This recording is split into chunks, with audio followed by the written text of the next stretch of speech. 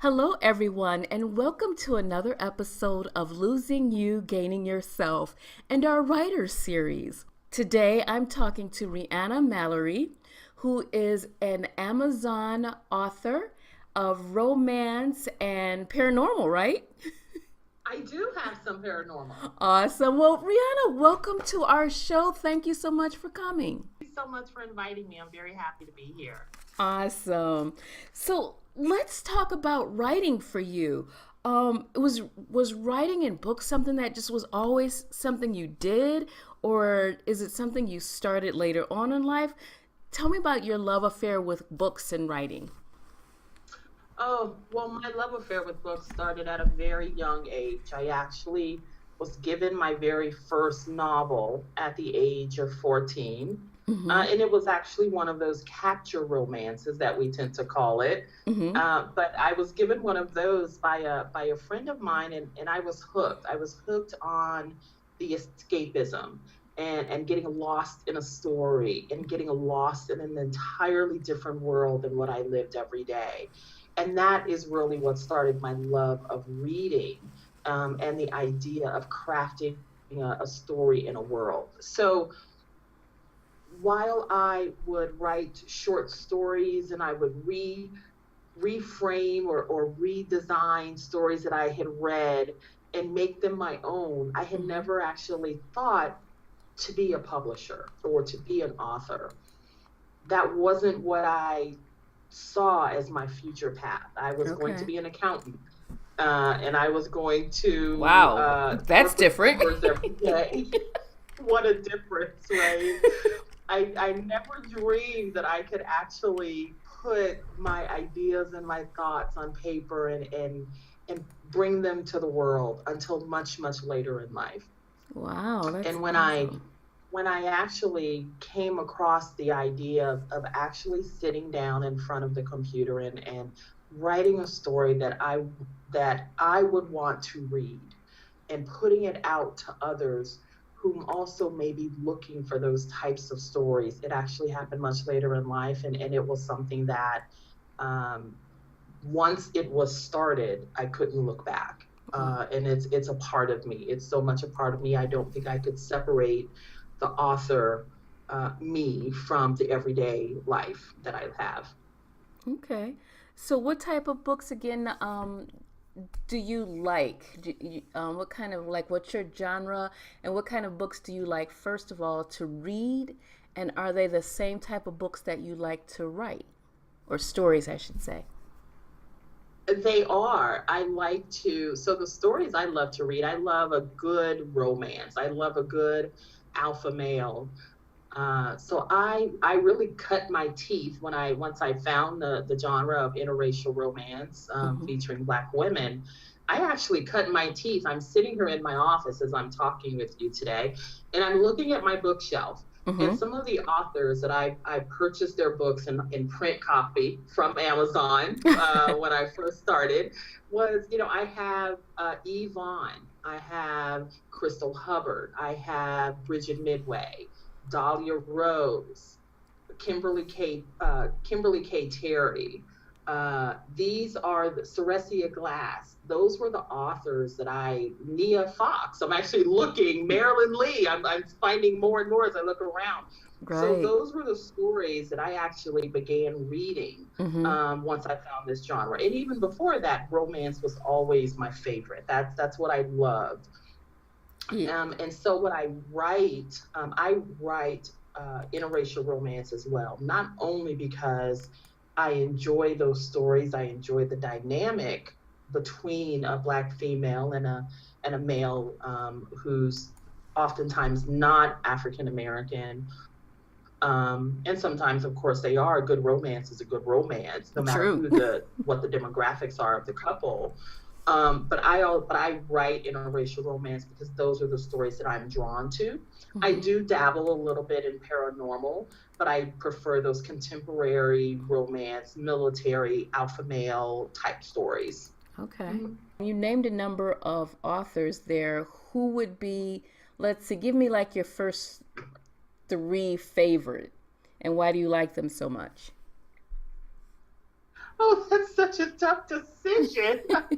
Oh wow, gosh. My three favorites. So what I'd like to do is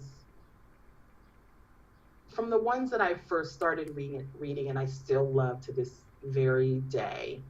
Yvonne, she is an amazing writer. Mm-hmm. Bridget Midway, who writes she's I love her BDSM. She writes a mean BDSM book, and man, she does it good. Yeah. I love reading Bridget.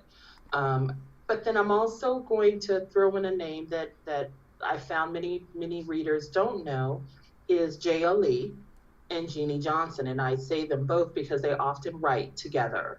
Okay. And they have their stories are amazing. I mean, they are long and they are powerful, and the women are strong, and the men are fierce. And but those are the women that I started reading from the very beginning, Mm-hmm. and even today when they put out a book, I am right there. I am purchasing it right away. I never hesitate. I hear you. Okay, well, let's now Mhm. go into a little bit of your books. Now, do you write in series or are your books basically all standalones? I have a little bit of both. Mm-hmm. I have two series that I've written, or that I am currently writing. But for the most part, my books are standalone. I Okay, I oftentimes prefer to read a book and know that when I close it, I've reached the end of that story. gotcha. And so I tend to prefer to write books that have that. You get the closure at the end. I'm the same And way. so, Yeah, I like to read that way as well. exactly. Yeah. It's like, don't leave me hanging. Right. No, I want to know it's done. I want to know it's like I want to get that feeling, that happily ever after. That oh, I want that when I read a book. So Mm-hmm. I tend to write that way as well. So, what inspires your stories? Like you've got the Weekend Lovers book series 1 and 2 there. What you were talking about the alpha male, you're talking about the military. Were you in the military? Are you married to someone in the military? Or what is it when you think gets you to think of, now that would make a good story. Let me see what kind of man and woman I could put in that. How does that work for you? How does it? So I've been asked this a few times, and it's so funny. My answers are so funny. I think you'll see. But so yes, I am a former Marine. Mm-hmm. And so and I served for 8 years. So the very first book that I actually published, self-published on lulu.com many years ago, was To Love a Marine. Okay. And so that book was actually based on facets of my own life. Ah. And so I fictionalized it into the story that I could actually publish. And so in each of my stories, even the paranormal ones or the kind of the different ones, there Mm-hmm. is some facet of my life or what I have experienced, or someone that I know, or there's something of me. Okay. So for example, in Weekend Fling, Mm-hmm. the story of Kara and Austin. That story came about because of a country song that I like. Okay. And the country song's name is Austin. That's the name of the song. The Uh-huh. song is Austin. Uh-huh. And it's about a couple, and she calls, he has a voice recording, and she's calling, and she left, and she lives in Austin, Texas. And it's this thing where she's, calling and hanging up, and finally one day he picks up, and she's on the phone, right? But Mm-hmm. so of course, and the hero's name is Austin. So it was a spin on what happens when someone is calling and leaving these messages for someone and they don't know why they're calling. But then that changed because I met my husband Mm-hmm. at a country bar. Oh, okay. And so how Kara, right? Right? So how Kara and Austin meet is there at a country bar. And Nice. so it's Right. So there's always these little snippets of life or something that has happened or I've seen or done or experienced that is in every single one of my books. And so I get inspiration from everywhere. Gotcha. I get inspiration from everywhere. In one of the books in oh my goodness, in Second Chances, they meet at a bowling alley.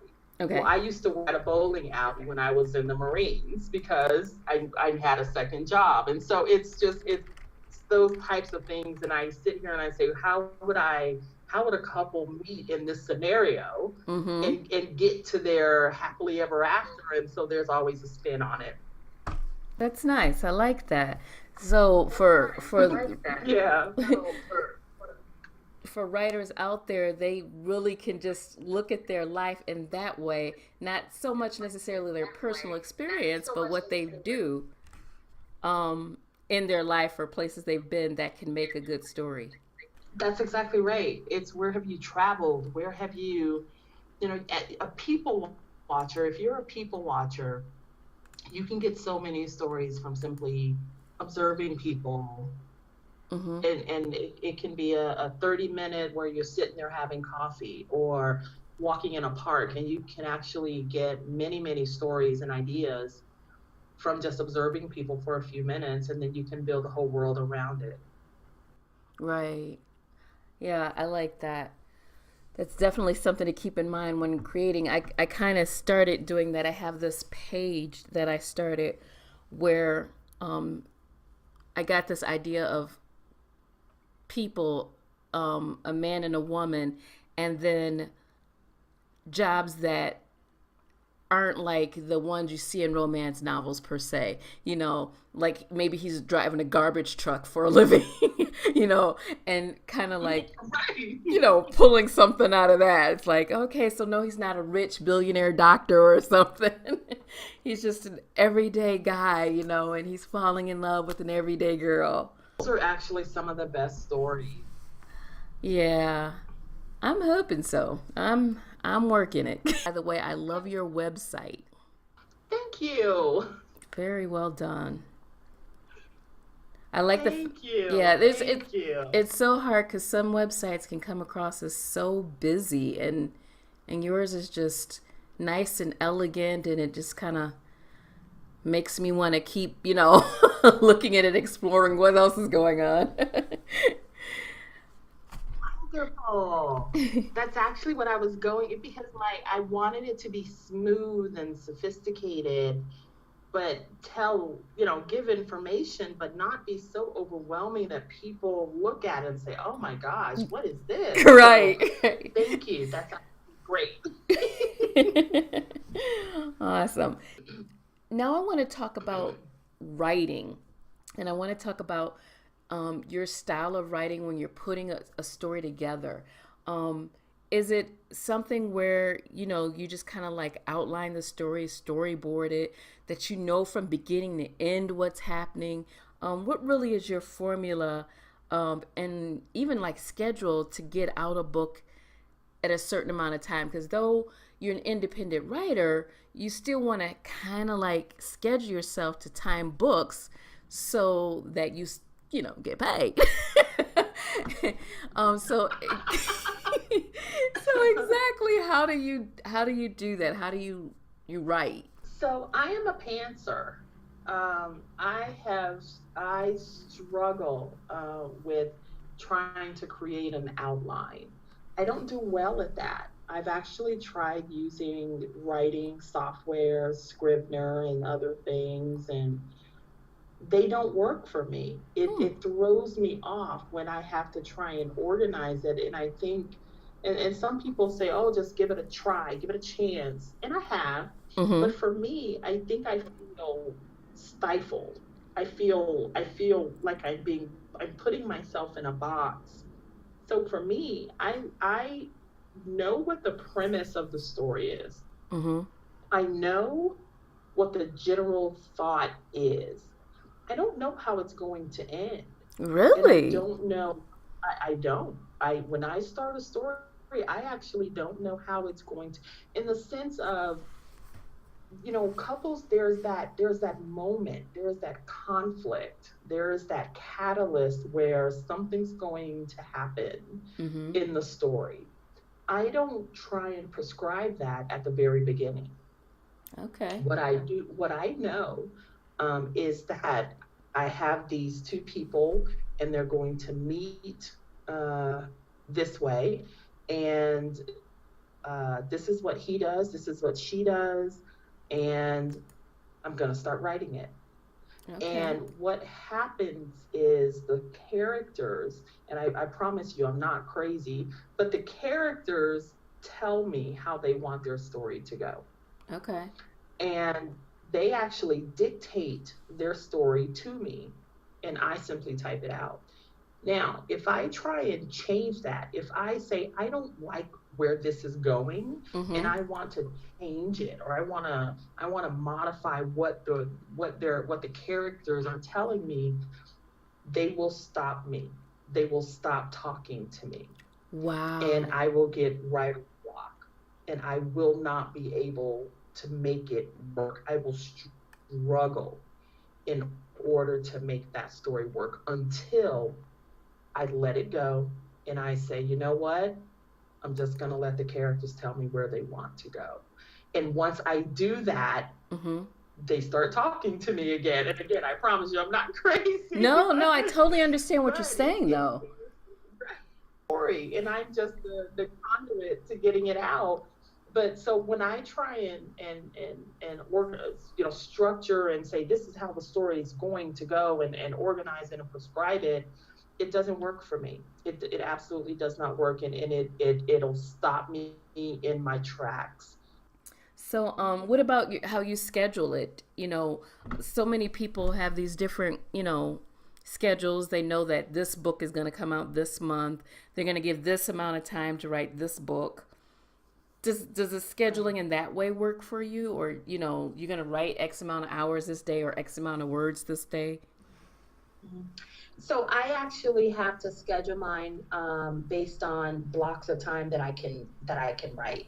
I know based on, how how long I've been doing it, and times I time myself, and how many words can I write in an hour. I know on average how many words I can get on paper in an hour, just free flow typing. Mm-hmm. So what I do is I have to schedule my writing time on the weekends. Okay. During the week is too hard. I work full time, as many authors do, Mm-hmm. who are indie published. I work full time, and I usually get home around 7:30, 8 o'clock every night. So it's difficult for me to write during the week. So I carve out time on Saturday and Sunday, and I have my office, and I come up here and I block out 4 to 5 hours, on both of those days, and I just kind of lock myself inside the room, and I write. And Okay. so I know based on that schedule, based on those hours, those hours that I really kind of focus on the craft, how many words I can get on paper, in raw form. And so I know how long it takes me to write a 30,000 word book or a 50,000 word novel. Mm-hmm. And so I don't necessarily, and I try not to, and there have been times where I've did this to myself and I should not have. I try not to prescribe a specific time when a book will come out, Okay. because life often gets in the way. There is nothing you can do when work gets to be too much, or family gets to be too much, or gosh darn it, you're just tired and you don't feel like writing. And Exactly. so there's just those weekends where I have a whole weekend free, and I'm like, you know what? I'm just not doing it this weekend because I just don't feel like it. And so Gotcha. so I try and build in time to say, listen, I know I want to get quote unquote this book out. And so, I will plan, and I do have a full schedule for the year. Where I said I have, I know which books I do believe I want to get out, Mm-hmm. and I know how long I want the book to be. And so I then plan my schedule based on how long it would typically take me to write that book based Mm-hmm. on the words, the wordage that I want. And then I plan it that way. And I try and have at least 4 to 5 book releases a year, just to make sure that I'm current and I'm staying in front of everyone. But I don't necessarily have a set in stone prescribed structure for when a book will be released. I try and be flexible because I know that the writing is, I have to be, because sometimes it's there with you and sometimes it's not. Mm-hmm. I want to talk about your female characters a little because I read your book. Hold on here. I'm flipping through it. I read so many books. It's like, okay, I got to keep up with workout partners. Oh yeah. Yeah, and Hmm.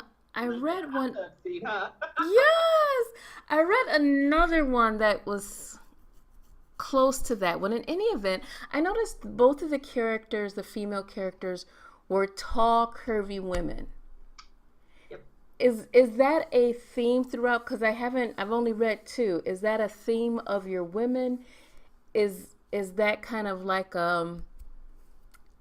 are you like a tall, curvy woman and you write in that way? Sure, that's a great question. So my women are different sizes and height, but what they do have in common is that they are curvy in their own way. So Okay. it may be a woman who is 5'7" and a size 8, Okay. right? But a size 8 is not very thin and small, but a woman who's 5'8" in height and wears a size 8 clothing still has some curves to her generally. There is something there. Or she can be, 5'8", 5'9", and, or 5'11", what have you, and she can be a size 14 or a size 16. And so to answer your other question, yes, I am a tall, curvy woman. Okay. I'm 5'9", and I'm thick. I'm a curvy woman. And what I prefer to write about women who don't necessarily fit the mold that you would always think.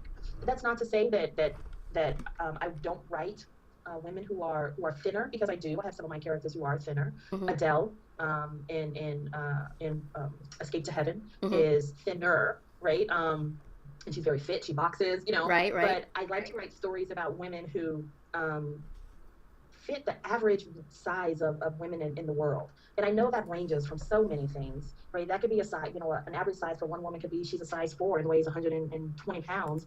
And for another woman, she could be a size 16, but she could run 3 miles every day. And it's just how her body is made. And so I do try and normalize it. I try and normalize that women come in so many different shapes and sizes, and how they hold themselves and how they feel about themselves. Mm-hmm. And it's not a one size fits all. And there are men who love these women no matter what their size is. Right. All that matters is that they are attracted to that woman and they want her. And while she may have some concerns about her size, or she may not be where she wants to be, she has to come to grips with that. That's her personal journey of whether or not she wants to lose weight, or whether she is absolutely happy with the way that she is.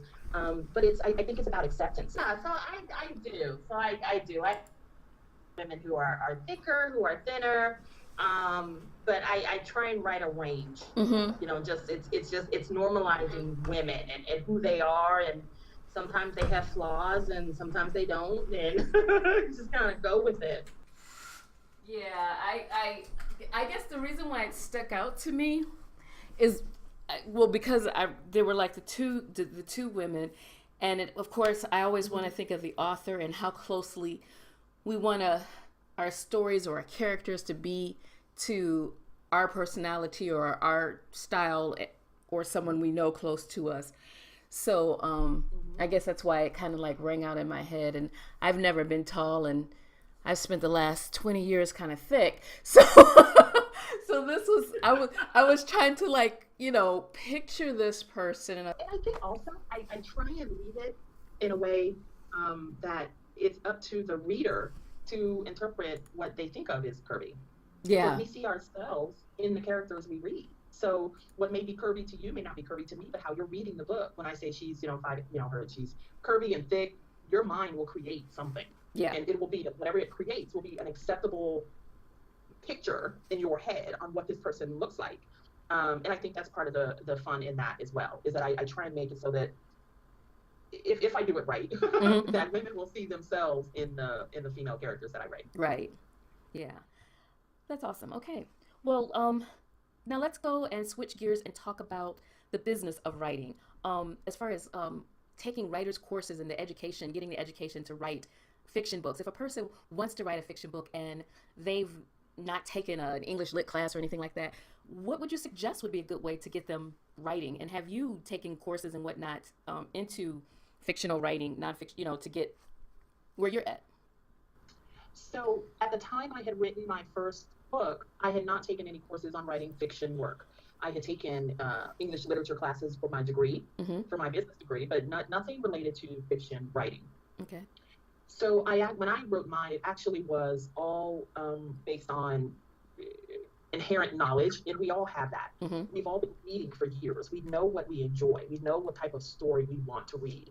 And the challenge we all have, I would imagine, at the very beginning, is getting those ideas out of our head and onto paper in a way that it flows into what a novel or what a book would look like. Right. I did begin, just because I wanted to improve on myself, is I would go and I would register for a creative writing course. And there are many ways to do that. You can either go to a course at brick and mortar school, you can do it online, you can do a seminar, you can do many, many things in order to take a creative writing course. Or, they have some, if you join some of the author organizations, they may have courses specific to their group on writing, Mm-hmm. or if you go to a writer's retreat or different things. So there are so many different ways that you can get that knowledge and that understand how the craft of writing works. And there are some people who I think, good Lord, they put something on paper and it's like a miracle. And I still wonder to this day, how does that even happen? How does their Mm-hmm. mind put something out on paper, and it's just so amazing, because the creativity and the worlds they create is just wow. I am amazed every single day. Yeah. But when I first started, I didn't. I had not at that time taken any type of fiction writing course, but I've done so much of that since then. And so I did it a little backwards, and I don't know if that's a common thing. Mm-hmm. But as I continued writing and continued to put out books, I've realized I need to continue learning, Yeah. because it's not over yet. I don't know everything I need to know. And so if I want to get better at this, if I want to continue writing books that people want to read, Mm-hmm. then I need to hone my craft. I need to learn more. I need to take courses. And so that's what I do that now. I Mm-hmm. I've been thinking about that a lot because I've always written. I've been a writer since I can remember. I remember writing out my first short story in the fourth grade. I've just always had these stories and characters and people that would run around in my mind, and but I've never sat down and finished a novel. So it was kind of like daydreaming. It's like, well, how do I get what's in my head down on paper? So sometimes, yeah, you do kind of like need that push, that help, workshops and whatnot to bring that out. But like you said, some people are just gifted to interpreting what's going on in their mind. The So hard part is getting it out on paper. That really is, because it just we are our biggest barrier, yeah. sometimes. And so the hard part is, and I went to a couple courses where they say it doesn't matter what that first draft is like, and this is for any writer, and I have to remember this myself. It doesn't matter what that first draft is like, because it's a first draft, Mm-hmm. and you're going to change it. It's going to be modified, and what your first draft is not going to be how the story ends up when it's final. And so sometimes you just have to get it out. You have to, it's like regurgitating. So you just have to get it out Right, and get it right. on paper. And then once you start going through the edits, it'll come together. Okay. So let's talk about publishers now. When you wrote your book, did you always do Kindle, and with Amazon to publish? I did not. I actually started with Lulu.com. Mm-hmm. So, I started back in 2009, and I published, my first books on Lulu. And then I went to All Romance, which unfortunately is no longer in business. Okay. But I didn't go to Amazon until it was about a year later, a year or two later, when I was intimidated by Amazon. Oh. So I didn't start there. That was that again, we are our biggest barrier. I Okay. was intimidated, and I had Weekend Fling was actually through a publisher, Okay. and they had put it on Amazon. And so just not knowing, I was like, oh, only publishers can go and put stuff on Oh, Amazon. now see, you taught But me for me something new. personally, I think, right. Yep. I didn't know. And so I thought Lulu and All Romance were, where the individual author could go, but Amazon, whoa, boy, I better stay away from it until I Mm. started talking with other authors. Like, no, you can put your own stuff on Amazon. Try it out. Yeah. Um, and so, yeah, and then, but since then, I'm like, oh, well, I'll go to Amazon for, every time I do Amazon I don't publish on Lulu anymore, of course, Mm-hmm. and All Romance, of course, went away. And so I use Amazon and I use Smashwords because they do distribution Okay. to so many other sites. I mean, I was on Barnes and Noble. I would publish on Barnes and Noble myself. Mm-hmm. Um, but now with Smashwords, I don't even have to publish my new books on Barnes and Noble. I Okay. can go straight to Smashwords, and they distribute them to all of the major publishing houses except Amazon. Now, what about literary agents? Have you ever used one? Do you suggest that a new writer utilize one, or is it more advantageous to be an independent writer and do it yourself? It's funny you asked that. I have been struggling with that question myself lately. Mm. Um, I actually enjoy, and I'm a bit of a control freak. I actually enjoy owning everything myself. And it Mm-hmm. has its own headaches, it has its own challenges. But I do, and because I basically have my own team of people. I have my editors, I have my cover artists, I have my promotions team, I have my PR, I have my marketing, I have all of that. And I'm the hub, and they're the spokes of the wheel, and they help me with all of the efforts that I have with publishing. Mm-hmm. However, um, I actually just attended a writing workshop. Speaking of, and one of the instructors there, they were a publisher, and they both had written books, and they both had agents, literary agents, and that's how they really got to where they needed to go. And they actually have recommended um, pursuing, getting to that literary agent in order to get your book into one of the major publishing houses. So I think it could work. I think it works both ways. Mm-hmm. I think you have to be very strong in your conviction and what you want to do with this writing career, Mm-hmm. because having that literary agent could absolutely take you to where you want to go. It absolutely could. And I think anyone who wants to try their hand at that absolutely should, because they can open doors and get you into the large publishing houses, and they can take you to places that being an indie author can never take you. Okay. Now, what I have in my network, there are authors. So, um, Theodora Taylor, Mm-hmm. which you probably read some of her books. Of course, Definitely. she is a Harlequin published author, but she also self publishes her books. Right. So she straddles both worlds. Serenity King. I don't know if you read any of her books, but another amazing author.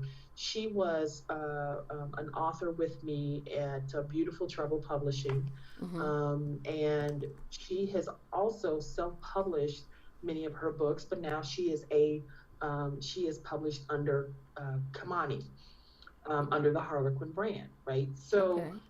so I think there is a way that authors can straddle both worlds and still keep the integrity of their work, but we all want to succeed, right? We all Right. want Right. Yeah. Sometimes I think it becomes a battle of, do I want to be famous or do I want to get paid, like make a living off my right, stories?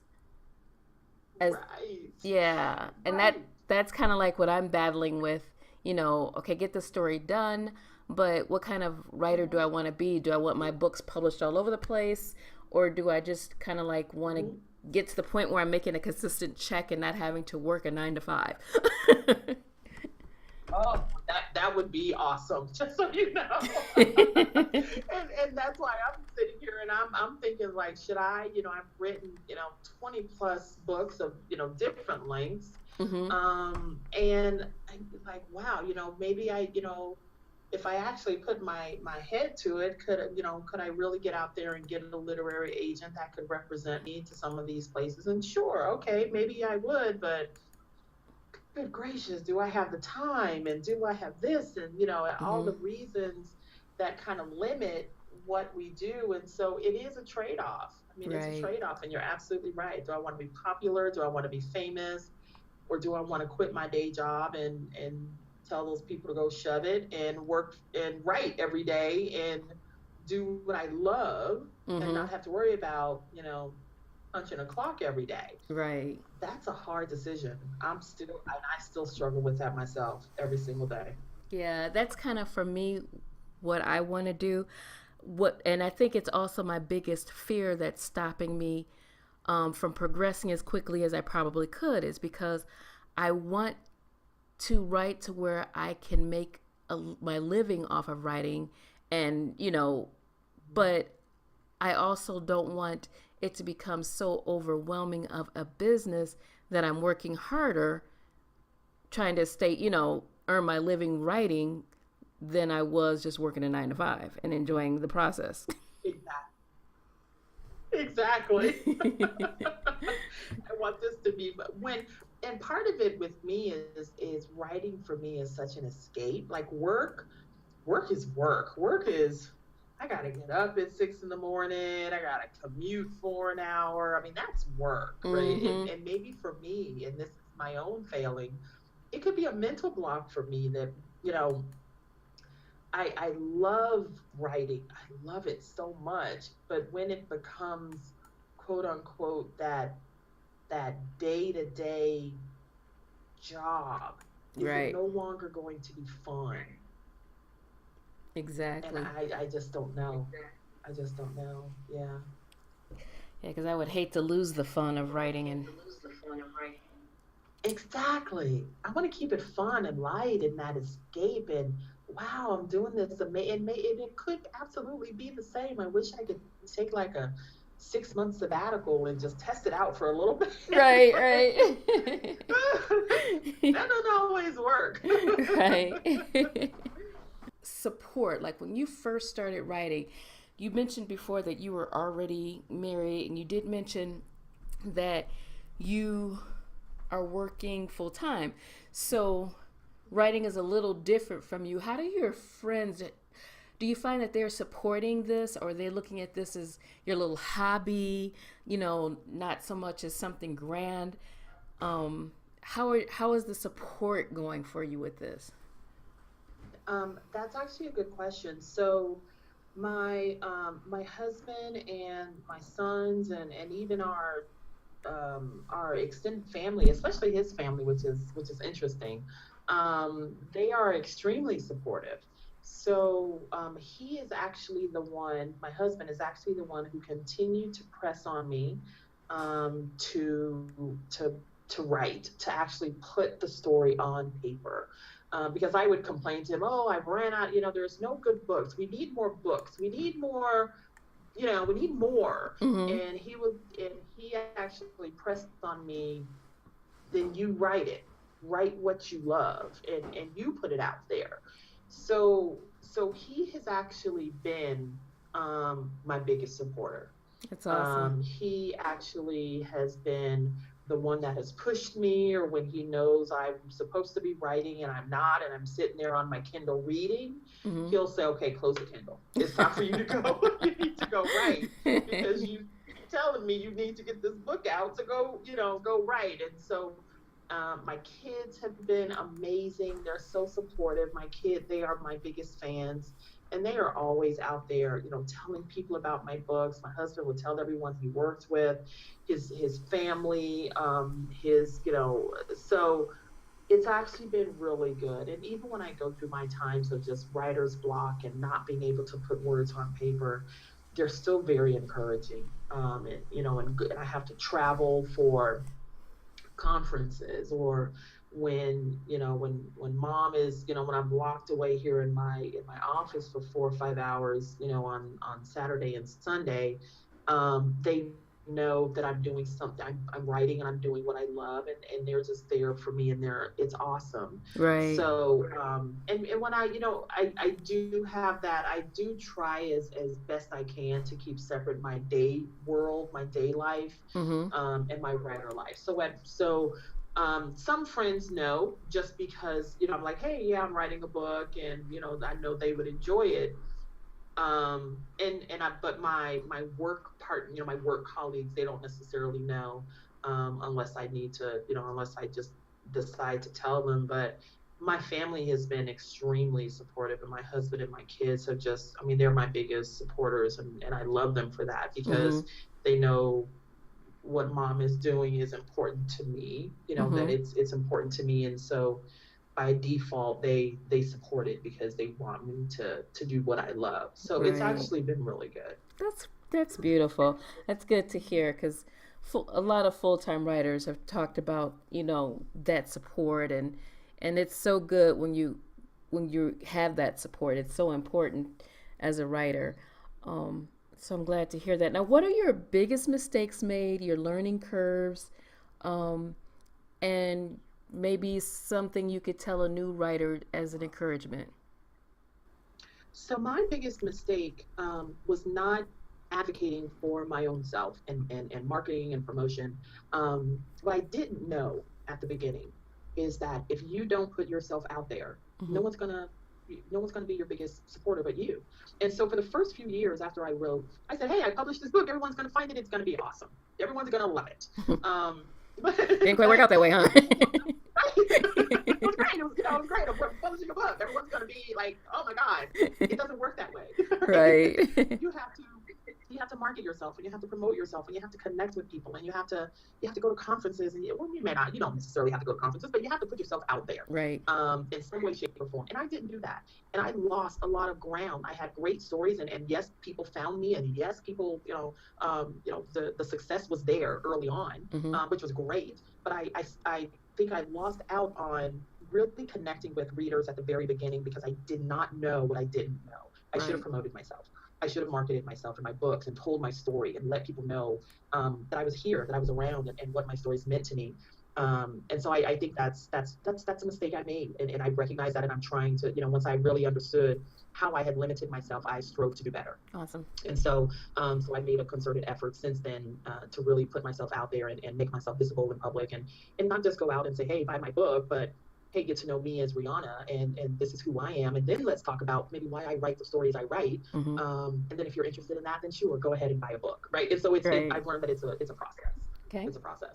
Um, you mentioned, another thing, and then advice for new writers. You Mm-hmm. tell me if I'm skipping something. Nope, that's it. So my advice is that okay. So my advice for, someone entering the writing world is, this is a good question, and here's what I'll tell you: is that don't compare yourself to another writer, Mm-hmm. because every writer has a different style, they have a different voice, they have a different story to tell.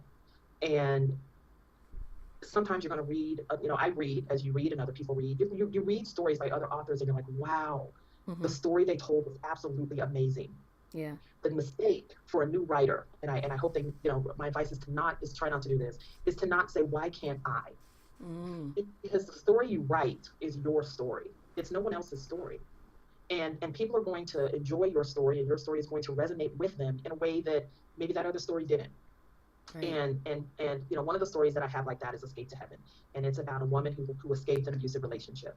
And I wrote this story because I felt it needed to be told, not because anyone else told me it needed to be told, but because I felt the story needed to be told. Mm-hmm. And what I found, is that so many people have connected with me to say thank you for telling that story, because I went through something like that, or I had a sister who went through something like that, or I know someone who went through something like that. So never, for a new writer just entering this world, never compare your story to someone else's, Mm-hmm. because, it's not the same. And you'll get into a rabbit hole, trying to wish you were more like someone else. And Right. that's the mistake. That's a mistake. You have to tell the story that's in you, and you have to tell the story that's trying to get out. And whether no, if no one buys your book, not one person buys your book, are you still going to be happy with the story that you told?